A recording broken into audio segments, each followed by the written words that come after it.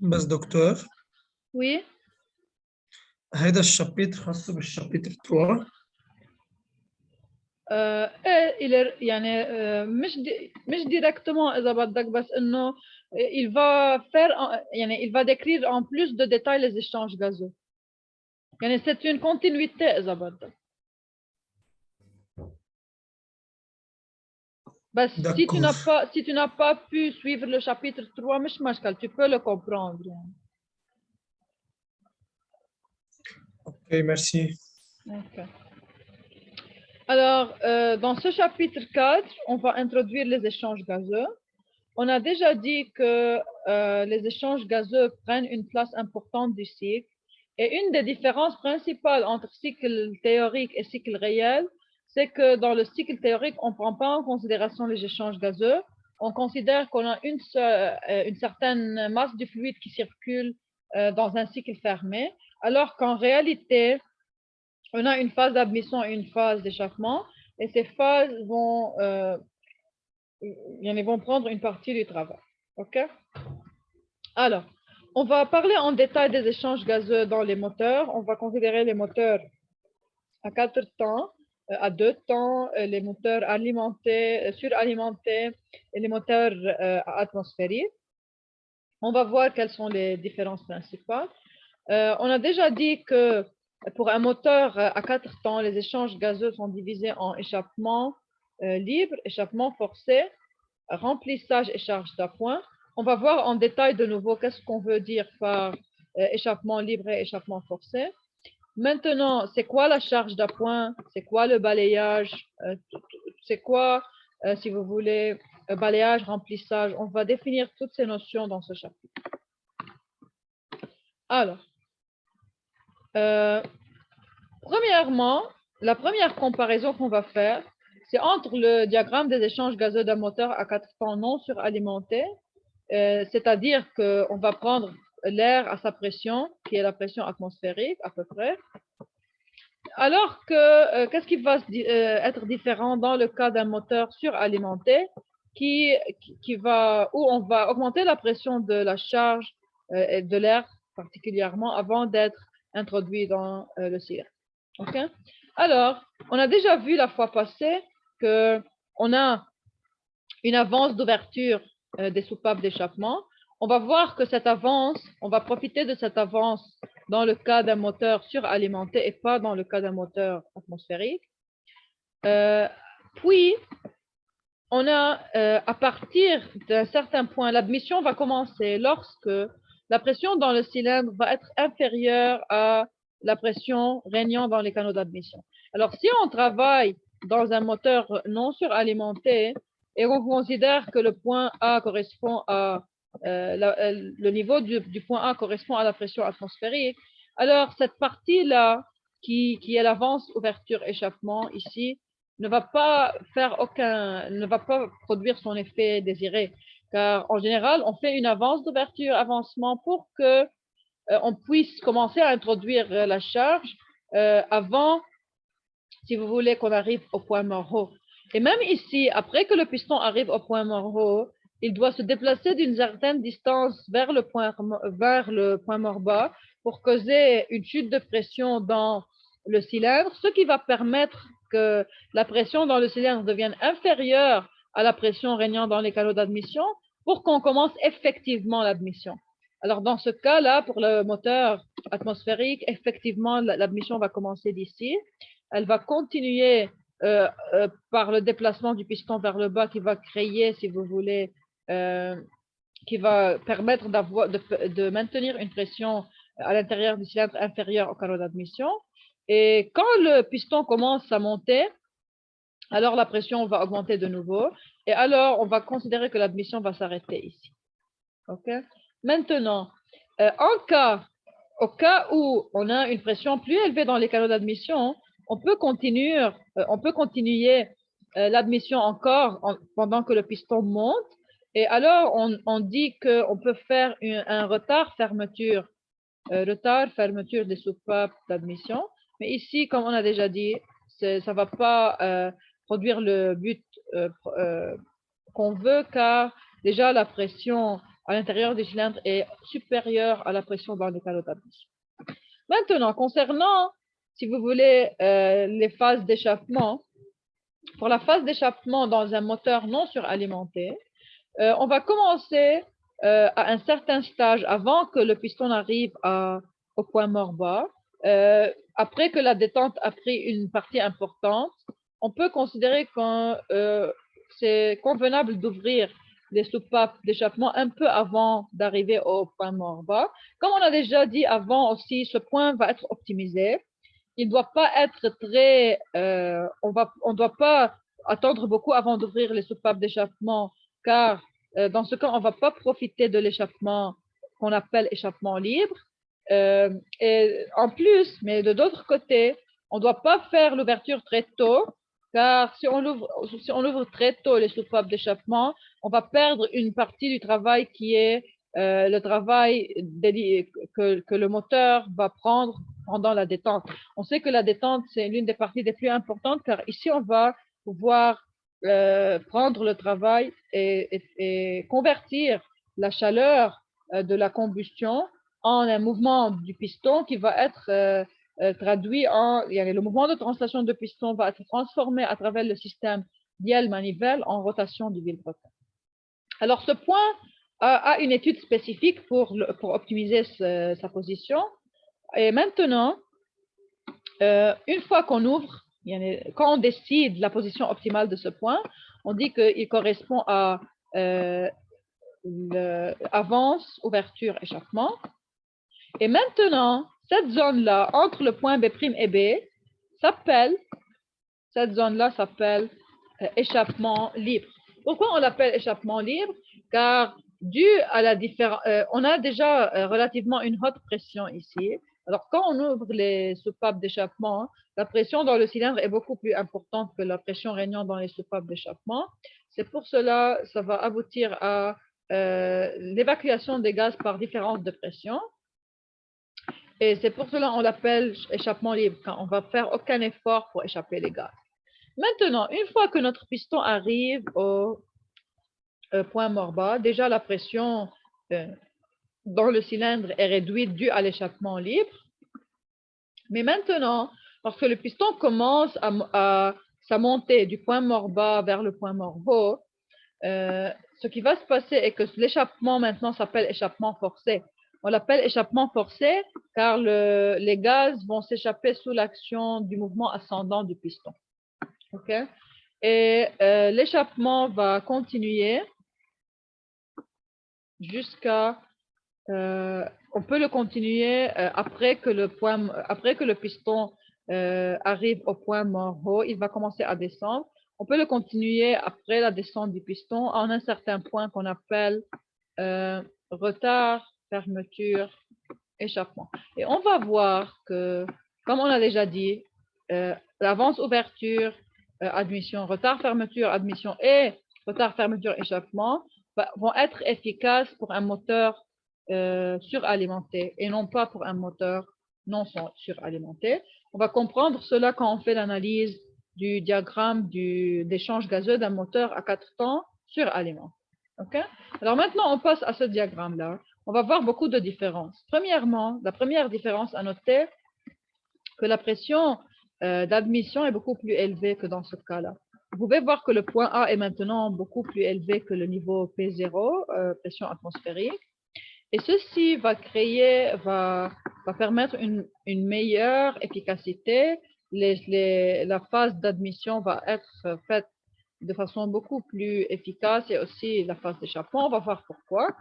Alors déjà, ici, comme on a une pression assez élevée régnant dans les canaux d'admission, alors on peut profiter de cela que quand on est juste au-dessous de ce niveau, à ce point-là, okay, on peut considérer que comme la pression ici est assez élevée, on peut profiter de cela pour faire avance, ouverture, échappement. Maintenant, pourquoi l'avance, ouverture va commencer ici?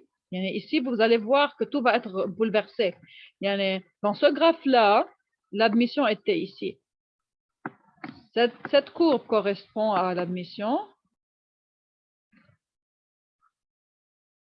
Et cette courbe-là, cette autre partie-là, correspond à l'échappement.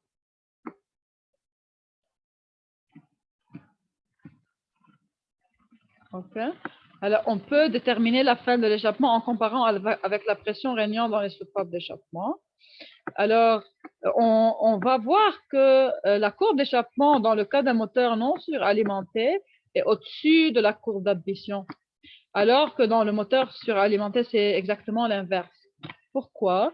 Car comme on a déjà la pression d'admission élevée, ce qui va se passer, c'est que on va commencer l'ouverture, avance ouverture admission, avant que le piston arrive au point mort.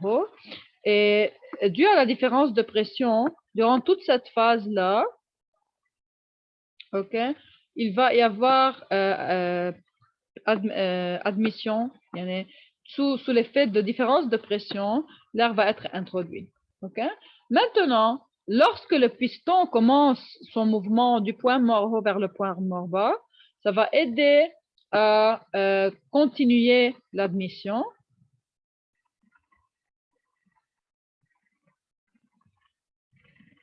OK. Et alors, ce qui va se passer, qu'on peut continuer, la phase d'admission va prendre, si vous voulez, beaucoup plus de temps ici, OK, que la phase durant, pour un moteur non suralimenté, car on peut profiter de la haute pression régnante dans les canaux d'admission. Maintenant, pour le cas de l'échappement, on va voir que la courbe d'échappement va être à un niveau plus, va être au-dessous de l'admission ici, car ce qui va se passer, que la pression régnante dans les soupapes d'échappement, dans ce cas, va être inférieure à celle régnante dans les canaux d'admission. Et c'est pour cela on va avoir introduction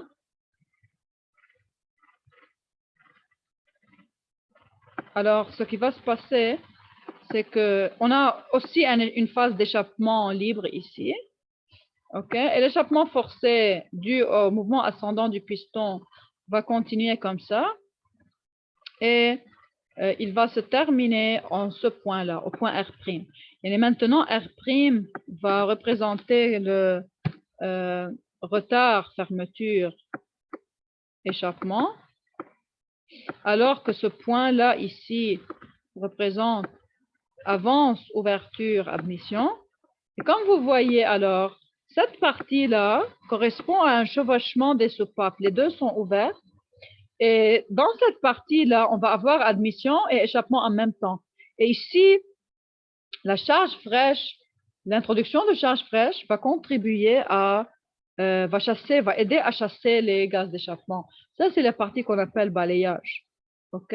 Car on a en même temps admission et échappement. Et ça, c'est possible car la pression régnant dans les canaux d'admission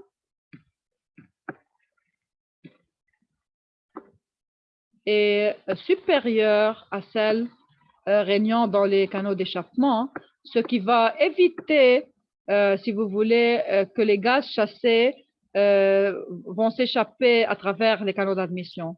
Ils vont s'échapper à travers les canaux d'échappement. Alors que dans ce cas-là, le niveau d'admission et d'échappement sont très proches. Et même la pression régnant dans les canaux d'admission est plus petite que celle dans les canaux d'échappement. C'est pour cela qu'on a un risque que si on fait le balayage ici, on va avoir... le balayage n'est pas possible, comme on a déjà dit, car la charge fraîche ne va pas être introduite due à une très petite pression d'admission. Okay? Mais si on laisse les deux soupapes ouvertes en même temps, alors on a un risque que les gaz d'échappement qui vont sortir à travers les canaux d'admission au lieu des canaux d'échappement. C'est pour cela ici, ouvrir les deux soupapes en même temps n'est pas efficace du tout. Alors, on a un risque d'échappement des gaz à travers les soupapes d'admission au lieu des soupapes d'échappement. Et alors, on va voir ici que dans ce cas-là, on va avoir l'admission va prendre plus de temps car on a la possibilité d'augmenter cette phase, l'angle de cette phase, dû à relativement la haute pression régnant dans les canaux d'admission. OK? Alors, on va étudier toutes ces phases dans un diagramme circulaire aussi. On va reprendre ces idées. Alors, premièrement, concernant l'échappement libre, okay, comment on le définit? Du moment d'ouverture de la soupape d'échappement jusqu'au point mort bas, on a dit que l'écoulement des gaz se produit à cause de la différence de pression entre le cylindre et la pression régnant dans les canaux d'échappement. Alors, c'est pour cela qu'on appelle cette phase échappement libre. Et on sait que la pression des canalisations d'échappement est à peu près entre 0,3 et 0,8 mégapascal. Alors, vous pouvez voir que cette valeur est déjà, si vous voulez comparer à la pression atmosphérique, elle est proche de la pression atmosphérique, mais elle est un peu plus élevée, car on sait que la pression atmosphérique, c'est 101,325 kilopascal. Alors, c'est à peu près 0,1 mégapascal. Alors, quand on parle d'un moteur atmosphérique, la pression dans les canaux d'échappement est plus élevée que la pression dans les canaux d'admission. C'est pour cela qu'on a un risque que si on ouvre les deux soupapes, que les gaz s'échappent à travers les canaux d'admission et pas les canaux d'échappement. Et c'est pour cela qu'on n'est pas désirable d'ouvrir les deux soupapes si on n'a pas un turbocompresseur. OK? Maintenant, l'importance de l'échappement libre, c'est qu'il évacue une grande proportion des gaz brûlés. Alors, par échappement libre, on peut faire échapper 60 à 70% des gaz brûlés sans avoir si vous voulez, avoir à mettre un certain travail pour les échapper. Mais de l'autre côté, on va perdre une certaine partie de la détente. C'est pour cela qu'on dit qu'on doit optimiser le point d'avance ouverture-échappement pour que notre profit soit maximal. Okay? Maintenant, pour l'échappement forcé, alors comme on a déjà dit, l'échappement forcé est dû au mouvement ascendant du piston du bas vers le haut et qui va chasser les gaz brûlés. La vitesse d'écoulement des gaz et la différence de pression à la gorge de soupape d'échappement vont se déterminer par la vitesse de déplacement du piston et le rapport des surfaces. Alors, si on veut faire un calcul de la quantité si vous voulez, des gaz qui vont s'échapper, on doit pouvoir calculer la vitesse d'écoulement des gaz. Cette vitesse d'écoulement des gaz est reliée, si vous voulez, à la pression régnant à la gorge de la soupape d'échappement et aussi par la vitesse de déplacement du piston qui est en train de faire un mouvement de translation. Et aussi, c'est relié au rapport des surfaces qui constitue la section de passage de soupape d'échappement à la surface du piston. Alors, tous ces paramètres-là vont affecter la vitesse et l'efficacité d'écoulement des gaz pendant l'échappement forcé. Maintenant, on a que la vitesse moyenne dans la lumière de passage est de l'ordre de 80 à 250 mètres par seconde. Et la température dans cette période reste à peu près constante, comme la pression varie faiblement. Maintenant, lorsqu'on a chevauchement des soupapes, le chevauchement des soupapes a lieu pendant un angle égal à l'angle d'avance, ouverture, admission, plus l'angle retard, fermeture, échappement. Comme on a déjà vu, on a un chevauchement dans une certaine zone qui est limité par avance, ouverture, admission et retard, fermeture, échappement. Alors, si on veut déterminer la durée totale, on doit trouver l'angle total correspondant à la rotation du vilebrequin. Cet angle est égal à la somme de angle d'avance, ouverture, avancement et retard, fermeture, échappement. Maintenant, l'échange des gaz d'un moteur non suralimenté sont différentes que celles d'un moteur suralimenté, comme on a déjà vu ensemble.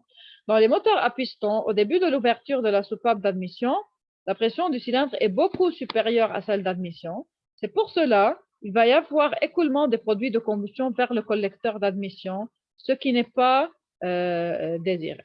OK? Alors, pour cette raison, on voit que le remplissage proprement dit commence avec un retard après le point mort pour éviter cet inconvénient et le mauvais remplissage. Alors, on doit on doit faire attention que dans les moteurs non suralimentés, on ne doit pas avoir ce chevauchement pour éviter que les gaz d'échappement passent par les canaux d'admission. Alors que si on a un moteur suralimenté, alors on peut éviter ce désavantage.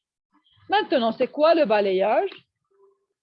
Alors, on a que dans les moteurs combinés, la pression moyenne du collecteur d'admission est fréquemment supérieure à celle d'échappement, car dans ce cas, on a suralimentation et du cylindre au cours de l'échappement forcé et le remplissage.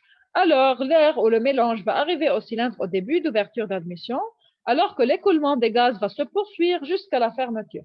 C'est ce qu'on appelle balayage. Lorsque vous avez un moteur suralimenté, vous avez la possibilité d'échappement des gaz en même temps admission de la charge fraîche. Et alors, l'admission de la charge fraîche va aider à l'échappement des gaz. Et on va profiter double. Premièrement, on va avoir une zone plus importante d'admission. L'admission va commencer avec une certaine avance. Et en même temps, on va aider notre système à chasser les gaz d'échappement à travers l'introduction de la charge fraîche qui va chasser les gaz d'échappement à travers les canaux d'échappement, car la pression dans les canaux d'échappement, dans le cas d'un moteur suralimenté, va être inférieure à la pression régnant dans les canaux d'admission. Alors, dans ce cas, on n'a pas la possibilité que les gaz d'échappement vont être évacués à travers les canaux d'admission. Okay? Alors, ça, c'est l'importance de la phase de balayage. Maintenant, à l'aide du balayage, on peut avoir deux effets. Le premier, c'est la diminution de la masse des gaz brûlés et de la contrainte thermique de la culasse et des soupapes d'échappement.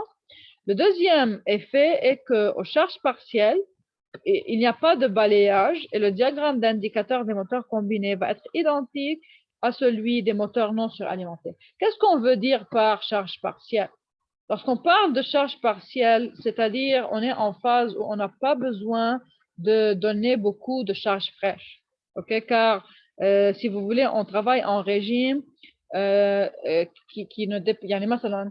Si vous n'avez pas besoin d'avoir une très grande vitesse de votre moteur, si vous êtes en train de marcher à une vitesse petite, alors ce n'est pas nécessaire d'avoir une admission très avancée. Il n'est pas nécessaire de faire une avance ouverture admission et pas nécessaire d'avoir la zone de balayage, car déjà, une petite quantité de charge fraîche introduite va être suffisante. Alors, d'après, si vous voulez, le régime du moteur, on a un système électronique qui va décider, dans ce cas-là, dans cette phase, quelle doit être l'avance ouverture d'admission et si on a besoin d'avoir une phase de balayage ou pas. Okay? Maintenant, pour le remplissage, la phase de remplissage, c'est une phase d'admission après le balayage. Après le balayage, après que les soupapes d'échappement sont fermées, l'introduction de la charge fraîche va se produire avec le déplacement du piston du point mort haut jusqu'au point mort bas. C'est dans cette phase-là qu'on dit qu'on a la phase de remplissage. Maintenant, bien sûr, cette phase où la vitesse d'écoulement dans la section de passage va dépendre de plusieurs facteurs. Un des facteurs, c'est le rapport entre la section des soupapes d'admission et la section du cylindre. Et la vitesse moyenne dans la section transversale va être de l'ordre de 80 à 200 mètres par seconde. Maintenant, une autre phase qu'on a parlé à propos, c'est la charge d'appoint. Okay? Pour la charge d'appoint, qu'est-ce qu'on veut dire par cette phase? Vous pouvez dire que l'admission peut être divisée en trois phases si on a un moteur suralimenté. Premièrement, le balayage. Deuxièmement, le remplissage. Et troisièmement, la charge d'appoint. La charge d'appoint, c'est lorsqu'on peut continuer à admettre des gaz pendant que le piston monte vers le point mort haut. Et cela est possible lorsque la pression d'alimentation est assez élevée. Et si je reviens à ce diagramme-là, plus j'augmente la pression d'alimentation, plus, si vous voulez, je peux avoir une charge d'appoint. C'est quoi la charge d'appoint? Si vous avez la pression d'alimentation à ce niveau-là, par exemple, ok. Alors, lorsque vous arrivez au point mort bas, vous dites, c'est vrai que maintenant, je dois commencer la compression, mais comme la pression régnant dans les canaux d'admission est encore supérieure à la pression régnant dans mon cylindre, alors je peux continuer à introduire la charge fraîche, même si le piston monte vers le haut. Et on sait que la montée du piston va limiter cet effet. Pourquoi? Car quand le piston va monter, la pression régnant dans le cylindre va augmenter. Mais tant qu'il y a une différence de pression suffisante pour avoir une admission efficace, on peut laisser les soupapes d'admission ouvertes. C'est pour cela qu'on dit que lorsqu'on a un moteur suralimenté, on peut continuer la phase d'admission pendant une certaine partie de la détente. Et lorsqu'on trouve que la différence de pression n'est plus considérable, alors on peut fermer les soupapes d'admission. Et ce point-là va être appelé retard, fermeture, admission. Okay? Cette phase-là, où on continue à introduire la charge fraîche pendant la montée du piston, s'appelle charge d'appoint. Et on considère que la compression réelle va commencer quand on ferme les soupapes d'admission.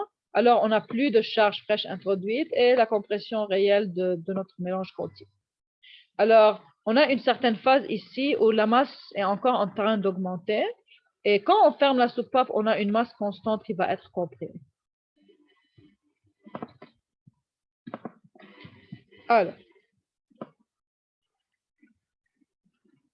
Alors, pour la charge d'appoint, après le point mort bas, au cours du déplacement du piston vers le point mort haut, durant la phase de compression, la pression du cylindre pour un certain moment reste inférieure à la pression dominante auprès de la soupape d'admission, sachant qu'il y a diminution de volume. Alors, dans ce cas, l'air ou le mélange continue à pénétrer au cylindre du collecteur d'admission et la compression jusqu'à la fermeture de soupape d'admission se produit avec une masse variable du fluide moteur. C'est cette phase-là qu'on appelle charge d'appoint. OK? Question sur cette partie?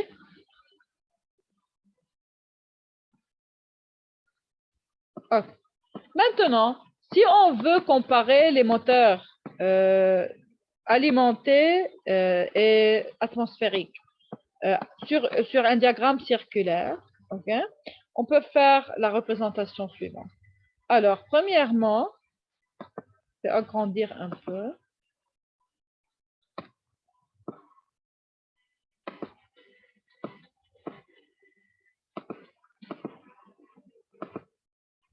Okay.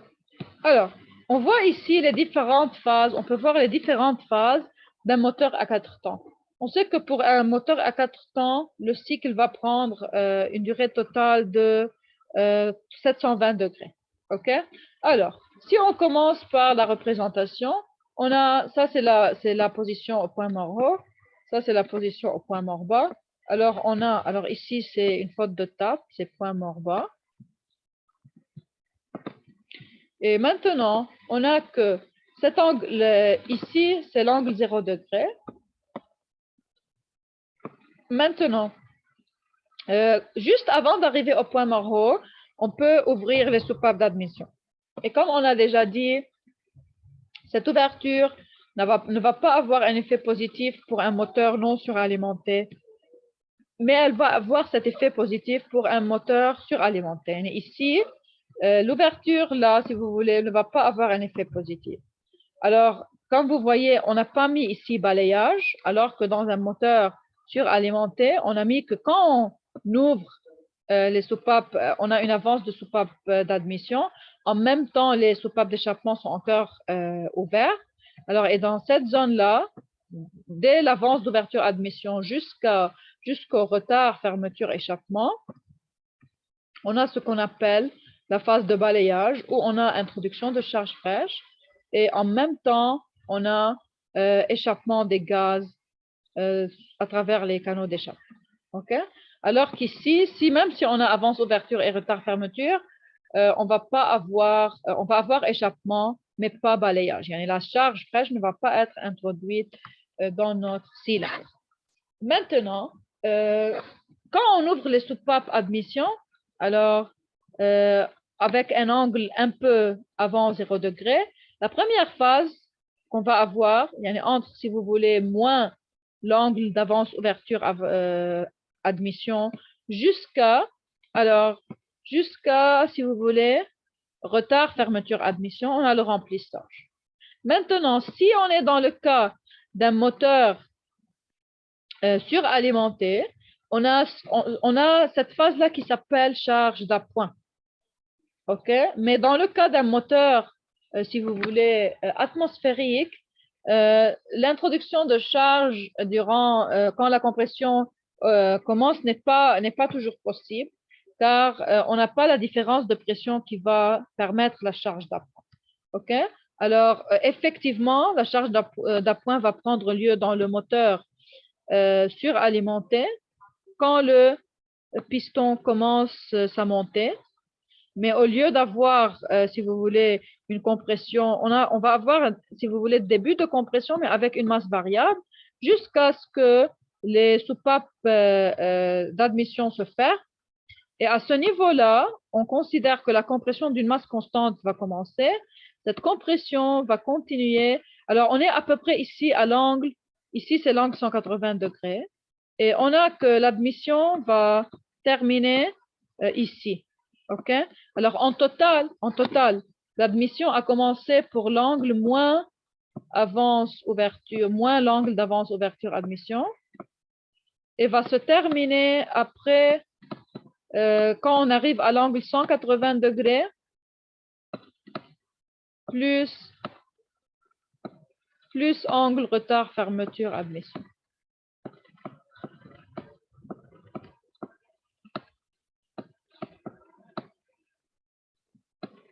Alors, en total, l'angle total est égal à 180 degrés plus l'angle avance, ouverture, admission, plus l'angle retard, fermeture, admission.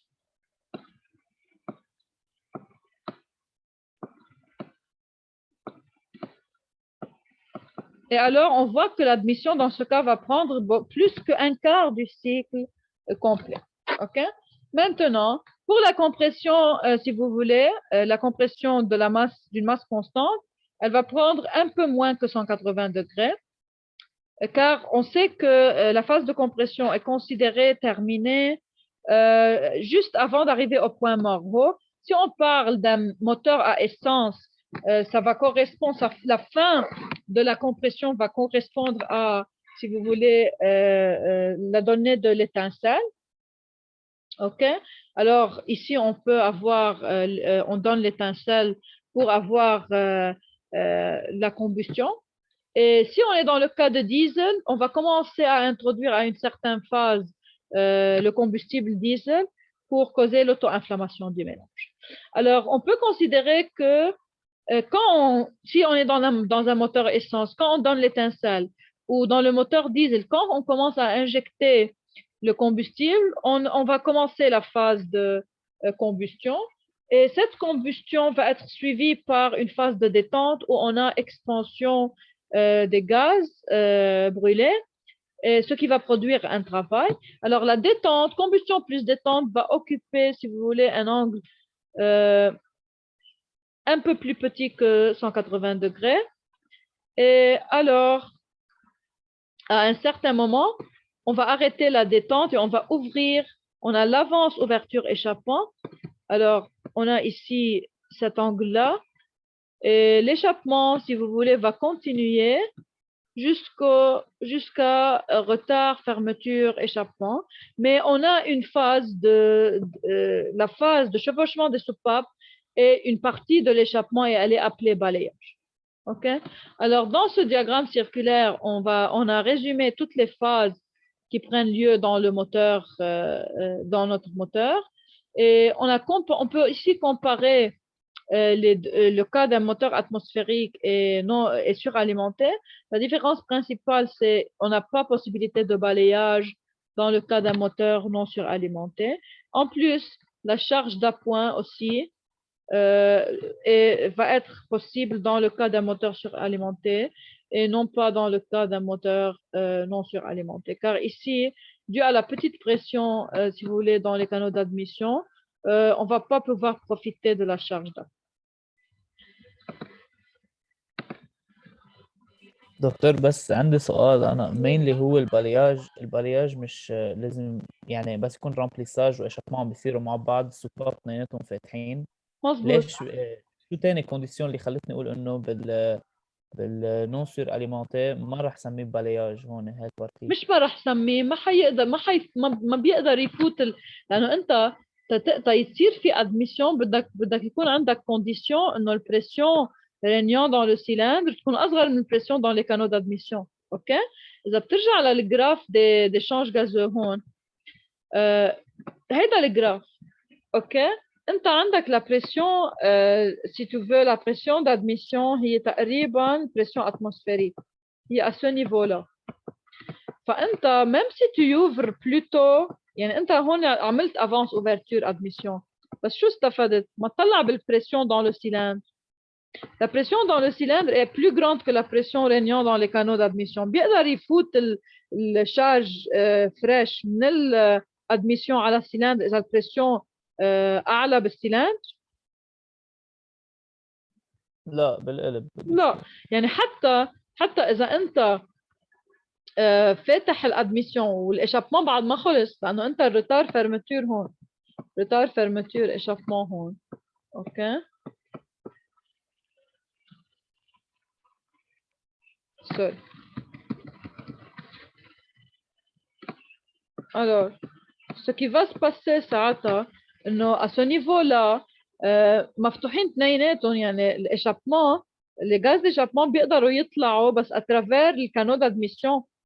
يعني انت بالعكس خلقت شيء افيه نيجاتيف، لانه السوباب دادميسيون مفتوحين والسوباب ديشابون مفتوحين، بس نحن شفنا انه البريسيون رينيون بالسوباب ديشابون اعلى من البي 0 اللي هي ابوبري 0.3 ميجا باسكال جوسكا 0.8. يعني ساعتها الغاز ديشابون اوكي اذا بدهم يطلعوا من شي مطرح حيطلعوا من الكانو دادميسيون مش من الكانو ديشابون. Alors, à ce niveau-là, حيصير l'échappement à travers les canaux d'admission et pas à travers les canaux d'échappement, ce qui n'est pas désiré. C'est pour cela le balayage n'est pas possible. لأنه تقول في balayage يعني عم بفوت charge fraîche وهي عم بتساعد إنه pour chasser les gaz d'échappement, ce qui n'est pas le cas ici. من هيك بنقول إنه ما في balayage بالموتور non suralimenté. OK? OK, merci. Et alors, on va continuer, on va ouvrir une autre session pour continuer.